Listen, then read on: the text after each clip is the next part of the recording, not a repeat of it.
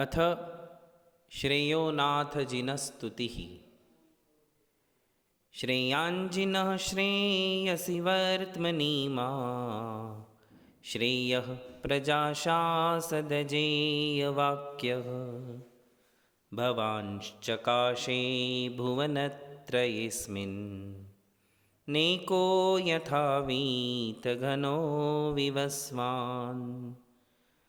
विधिर्विषक्तप्रतिषेधरूप,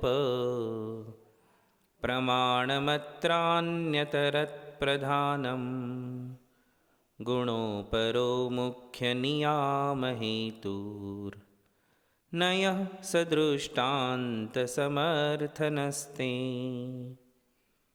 विवक्षितो मुख्य इतीष्यतेऽन्यो, गुणो विवक्षो न निरात्मकस्ते।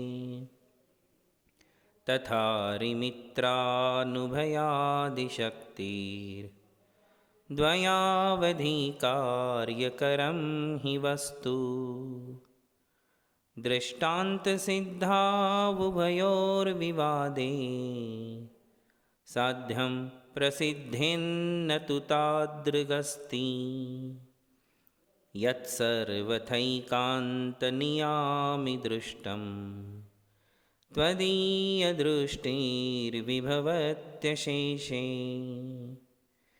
एकान्तदृष्टिप्रतिषेधसिद्धिर्न्याये शुभिर्मोहरिपुं निरस्य।